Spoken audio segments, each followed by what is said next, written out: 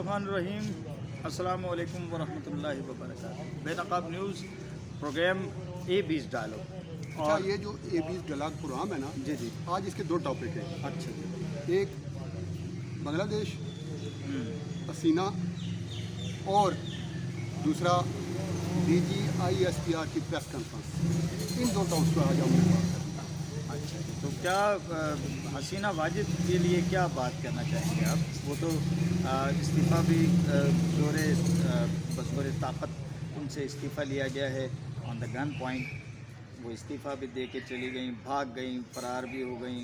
उसके बाद में आर्मी चीफ ने कौम से खिताब भी कर लिया, एक अबूरी हुकूमत के क़याम का ऐलान भी कर दिया है। अब बताइए कि क्या इसमें गुफ्तगू के लिए आपके पास क्या मौक़िफ़ है? क्या अच्छा, एक तो अबूरी हुकूमत के क़याम का ऐलान नहीं किया उन्होंने ये कहा कि एक अबूरी हुकूमत क़याम की जाएगी, इसके लिए सबकी तजावीज़, लेकिन उसे रिजेक्ट कर दिया है। ये जो मुज़ाहिरीन है ना, उन्होंने आर्मी चीफ की ये पेशकश मुस्तरद कर दी है।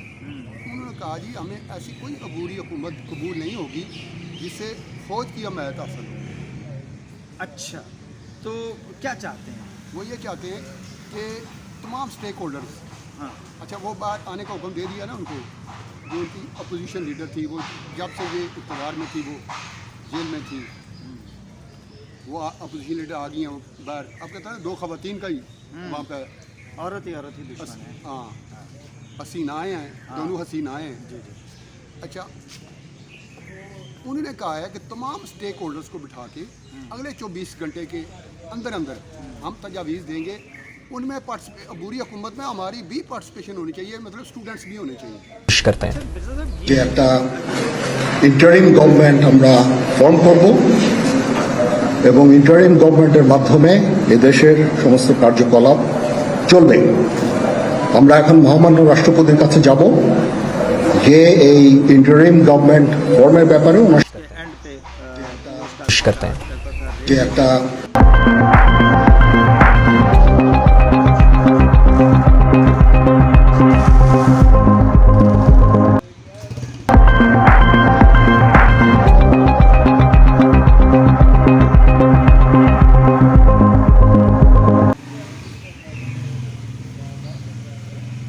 तो ये मशरक़ी पाकिस्तान कहलाता था। बाद अज़ां फिर 1971 की जंग हुई, जिसमें भारत की हिमायत से, भारत की आशीर्वाद से, भारत की पुष्ट पनाही से ये बांग्लादेश जो है उसका क़याम अमल में आया। और जब से ये बांग्लादेश बना था, इसको भारत हिमायत याफ्ता हुकूमतें ही रन करती रही। ख़ास तौर पर 1971 से लेकर आज तक ये जो अभी सेटबैक हुआ है ना, हाँ जी, ये हुआ तो हसीना की हुकूमत को है, लेकिन सेटबैक ये इंडिया के लिए भी है। जो सेटबैक अफ़गानिस्तान में अमेरिका के लिए हुआ था ना, वो इंडिया के लिए हुआ है। 1971 से लेकर अब तक इंडिया एक पार्टी की हमायत करता रहा। वो शेख हसीना वाजिद की पार्टी थी, अवामी लीग, उसी की पुष्टपनाही करता रहा। और जो मजहबी रुझान रखने वाली वहाँ पे जमातें थीं, या जिनमें मुकम्मल जमहूरियत आप कह सकते हैं, या 70-80% जिन पार्टियों में जमहूरियत थी ना, ये तो एक डिक्टेटरशिप थी पूरी ना। ये जमहूरियत के रूप में ना एक डिक्टेटर थी ये हसीना। जी। अपने अलावा जैसे हमारे यहाँ पिछली 2-3-4 साल हुकूमत थी, अपने अलावा सारे जेल, बांग्लादेश में भी यही सूरत हाल थी।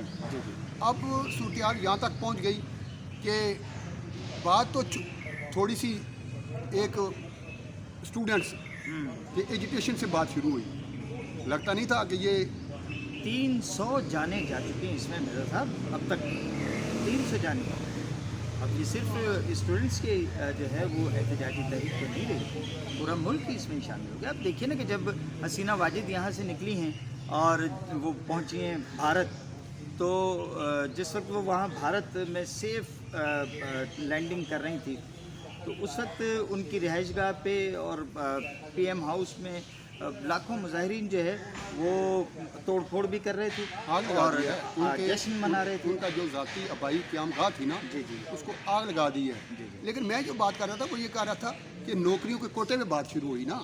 कोई सोच सकता था कि एक छोटे से इशू से बात यहाँ तक पहुँच जाएगी।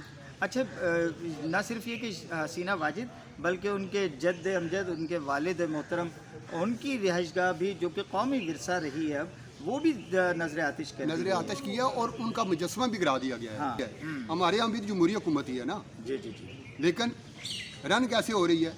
بنگلہ دیش لے لیں، افغانستان لے لیں، کاش کے جو جمہوریت کے ثمرات ہوتے ہیں نا، وہ کہتے ہیں democracy has been explained as government by the people and for the people.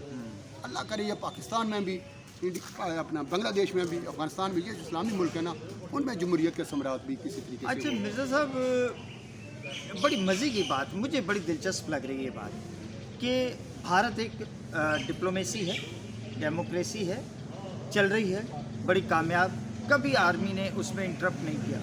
مگر آج ہم بنگلہ دیش کو بھی دیکھ رہے ہیں کہ وہاں پہ بھی آرمی نے آ کے حسینہ واجد کو مجبور کیا ہے کہ آپ گورنمنٹ سے استعفیٰ دیں اور چلی جائیں یہاں سے. ٹھیک ہے، پاکستان میں تو بارہا ایسا ہوتا رہا ہے کہ جمہوری حکومتیں جو ہے وہ فوج میں آ کے ان کو لپیٹ دیا. بنگلہ دیش میں ایک دو اکا دکا ہی واقعات ہیں ایسے. جنرل رشاد کا ہوا تھا، مارشل لا لگا تھا، یہ نیم مارشل لا اس کو آپ کہہ لیں. لیکن پاکستان میں تو یہ مشق ہر 2-3 سال بعد دہرائی جاتی ہے. گن پوائنٹ پہ استعفیٰ لیا جاتا ہے اور گھر بھیج دیا جاتا ہے. کون وزیر اعظم ہے جو اس کام سے نہیں بچا؟ میں وہی کہہ رہا ہوں نا آپ سے، میں آپ کی اسی پہ روشنی چاہ رہا ہوں کہ دیکھیے بھارت کا جو ہے وہ ہاتھ رہا بنگلہ دیش میں، اس کے باوجود وہاں پہ بھی آرمی کا جو ہے وہ مداخلت آرمی نے کی ہے، یہاں پہ بھی ہوتی ہے. بھارت میں کیوں نہیں؟ بھارت میں آج تک آرمی کی مداخلت ہی پہ جو ہے کہ اب ان کو کہاں جاتے ہوئے دیکھ رہے ہیں آپ؟ ابھی تو انڈیا میں اچھا، آگے وہ آتھوں مہر رہی ہیں کہ انہیں سیاسی پناہ مل جائے انگلینڈ میں ٹھیک ہے. یا اٹلی میں. دونوں میں سے کسی ایک ملک میں وہ عالمی سفر ہو جائیں گی. اگر انہیں سیاسی پناہ ملی تو عالمی طاقتوں کے اشارے ہوتے ہیں نا، اگر انہیں اجازت مل کے چلی جائیں گی، ورنہ میرا خیال مجھے لگتا ہے کہ وہ نئی دہلی میں انتظام کریں گے. چلیے بڑے بے آبرو ہو کر تیرے کوچے سے ہم نکلے.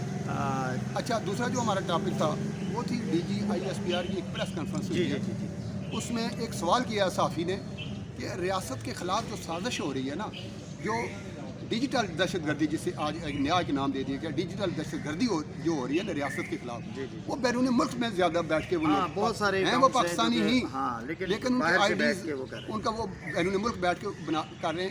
اس کا انہوں نے کوئی جواب دیا ہے. کیا جواب دیا؟ کیا سوال ہوا ہے، کیا جواب؟ سوال یہ ہوا ہے کہ یہ جو ڈیجیٹل دہشت گردی ہو رہی ہے نا پاکستان کے خلاف، اس سے پاکستان میں مایوسی پھیل رہی ہے اور انتشار پھیل رہا ہے. اور یہ جو لوگ ہیں نا، یہ بیرون ملک بیٹھ کر پاکستان کو کمزور کر رہے ہیں. اس کا کہ بیرون ملک وہ کون سے ریاستی اور غیر ریاستی عناصر ہیں جو اس کمپین کو پرولیفریٹ کرتے ہیں، اس کو چلاتے ہیں، اس کی مدد کرتے ہیں. ابھی جولائی آپ نے تو کچھ ایک دو واقعات کا ذکر کیا. I will just give you an idea to have you to make you understand the enormity of this issue. جن کا مقصد یہ تھا بیرونی ممالک بیرونی ممالک جنوری سے لے کے آج تک اس سال 2007 مہینے تقریباً عالم جیسے چھپ چکے ہیں اس میں صرف فورن پرنٹ میڈیا پاکستان میں مایوسی ہے. میں ایک محتاط اعداد و شمار کے مطابق 127 ایسے مضامین اور آرٹیکل لکھے جا چکے ہیں جن کا مقصد پاکستان میں مایوسی پھیلانا، کچھ ہوا ہے؟ انتشار پھیلانا. ان کے سوال کے اندر انہوں نے جواب بھی دے دیا تھا کہ حکومت تو ناکام ہو چکی ہے، یہ حکومت کے تو بس میں یہ نہیں ہے. اس کا DGISPR نے جو جواب دیا نا، انہوں نے کہا کہ یہ جو مظاہرے ہوتے ہیں نا، جو ہماری یہاں سے سرکاری ڈیلیگیشنز جاتے ہیں، وہاں پہ کوئی مظاہرہ مینیج ہو جاتا ہے، کہتا ہے یہ ایویں نہیں ہو جاتا. اس کے پیچھے پوری پلاننگ ہے، پوری منصوبہ بندی کے ساتھ یہ سب کچھ ہو رہا ہے. فنڈنگ ہے پیچھے. فنڈنگ ہے اس کی، کروڑوں روپیہ اس پہ خرچ ہو رہا ہے، کروڑوں ڈالر اس پہ. پاکستان کو بدنام کیا جائے، پاکستان کو بدنام کیا جائے، پاکستان کو کمزور کیا جائے اور اسے ایک ناکام ریاست ثابت کیا جائے. ٹھیک ہے. تو ناظرین، آج کے ہمارے دونوں موضوعات پہ ہم نے گفتگو کی. آپ کو معلوم ہے ہمارا وقت محدود ہوتا ہے، پھر بھی گاہے بگاہے جیسے جیسے کوئی معاملات اس طرح کے سامنے آتے جائیں گے، حسینہ واجد کے حوالے سے یا حسینہ عالم کے حوالے سے. تو ایک طرف حسینہ عالم اور دوسری طرف نیاز عالم، انشاءاللہ آپ سے گفتگو جاری رہے گی. اجازت دیجیے. اللہ حافظ اور پاکستان زندہ باد.